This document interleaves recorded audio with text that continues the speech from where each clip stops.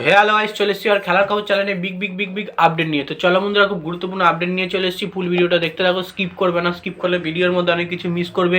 এবং এই খেলার খবর চ্যানেলে যারা নতুন আছে অবশ্যই খেলার খবর চ্যানেলটা সাবস্ক্রাইব করে পাশে থাকো। পাশে থাকা বেল আইকন ঘন্টাটাকে ঢং করে বাজিয়ে দাও, বেশি বেশি লাইক এবং কমেন্ট করে দাও, যাতে মোটিভেট হয়ে তোমাদের এই খেলার খবর চ্যানেলে আমি ফার্স্ট আপডেট দিতে পারি। তো চলো বন্ধুরা, ফার্স্ট যে আপডেটটা নিয়ে কথা বলবো, খুব গুরুত্বপূর্ণ আপডেট তোমাদের শেয়ার করতে চলেছি ভিডিওর মধ্যে। ফার্স্ট আপডেটটাই হচ্ছে এমবিএসজি শিবিরের প্লেয়ার অনিরুদ্ধ থাপাকে নিয়ে। তো অনিরুদ্ধ থাপা কী এমন জিনিস করলো যে তাকে এমবিএসজি শিবির থেকে সেরা স্কিল অফ দ্য প্লেয়ারের পুরস্কারটা দিল। মানে এমবিএসজি শিবির থেকে সবথেকে বড় পুরস্কারটা কিন্তু পেয়ে গেল অনিরুদ্ধ থাপা প্রথম। তো বেসিক্যালি তোমরা নিশ্চয়ই জানো, চেন্নাই এফসি ম্যাচে অনিরুদ্ধ থাপাকে একদম স্ট্রং লেগেছে। অনিরুদ্ধ থাপা যে কটা ভলিতে বলো এমনি বলো, যে কটা শট নিয়েছে একদম গোলার মতো শট নিয়েছে। কিছুটার জন্যে বার ছুঁয়ে বেরিয়ে গেছে শটগুলো। তার স্কিল অসাধারণ আমাদের লেগেছে এবং তার পাসিং অ্যাকুরেসি দুর্দান্ত ছিল। খেলাতে তার মনোযোগ ছিল, বোঝা গেছে। তো সেই কারণে কিন্তু এমবিএসজি শিবির থেকে তাকে সেরা স্কিল অফ দ্য প্লেয়ার এই পুরস্কারটা কিন্তু এমবিএসজি শিবির থেকে দেওয়া হয়েছে। এবং পুরোপুরি সে সেই ম্যাচের ম্যান অফ দ্য ম্যাচ হবারও কিন্তু যোগ্যতা রেখেছিল, যেহেতু শুধু গোলটা তিনি পায়নি। আমরা এর আগে বরাংবার আমরা দেখে এসেছি অনিরুদ্ধ থাপার দুর্দান্ত সে ভলি মারতে পারে। তার ভলিতে অনেক দূর থেকে গোল হতে আমরা দেখেছি এর আগে।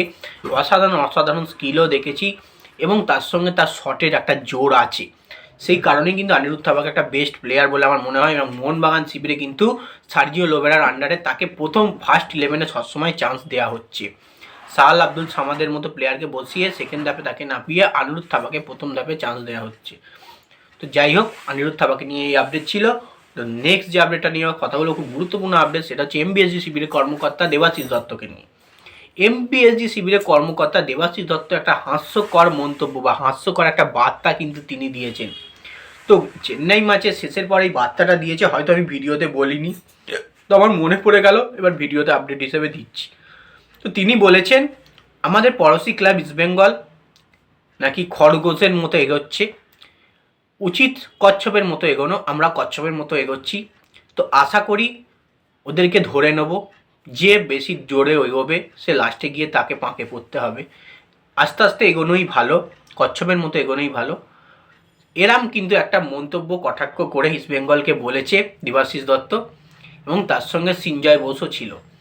তো যাই হোক, একটা কথা ঠিক বলেছে, বেশি জোরে দৌড়ালে কিন্তু বাধা পেতে হয়।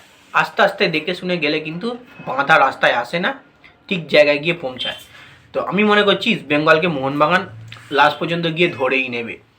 এমনই কিন্তু বার্তা তিনি দিয়েছেন দেবাশিস দত্ত, এমবিএসজি কর্মকর্তা। এটাই হচ্ছে হাস্যকর বার্তা। তো যাই হোক, নেক্সট যে আপডেটটা নিয়ে কথা বলবো সেটা হচ্ছে খুব গুরুত্বপূর্ণ আপডেট, সেটা হচ্ছে ইস্টবেঙ্গল এফসি শিবিরের কোচ অস্কার ব্রুজন।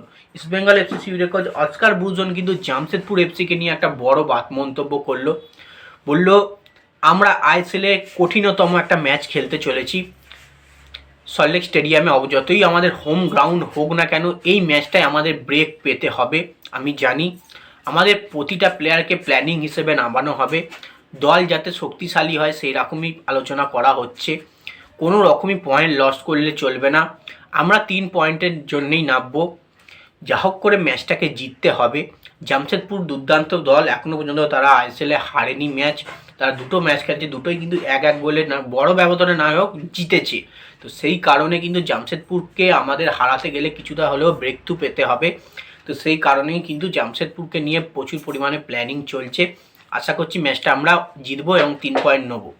এমনই কিন্তু মন্তব্য করেছেন জামশেদপুরকে নিয়ে, বলেছেন ভালো ভালো, কিন্তু জামশেদপুরকে একটা শক্ত প্রতিপক্ষ হিসেবে কিন্তু দেখছে ইস্টবেঙ্গল এফসি শিবিরের কোচ অস্কার ব্রুজন। তো যাই হোক, নেক্সট এবং লাস্ট আপডেট যেটা নিয়ে কথা বলবো সেটা হচ্ছে এআইএফএ প্রেসিডেন্ট কল্যাণ চৌবেকে নিয়ে। তো এআইএফএ থেকে কিন্তু ইস্টবেঙ্গল এফসি শিবিরকে শাস্তি দেওয়া হলো, শাস্তি দিল। তো কী জন্যে শাস্তি দিল?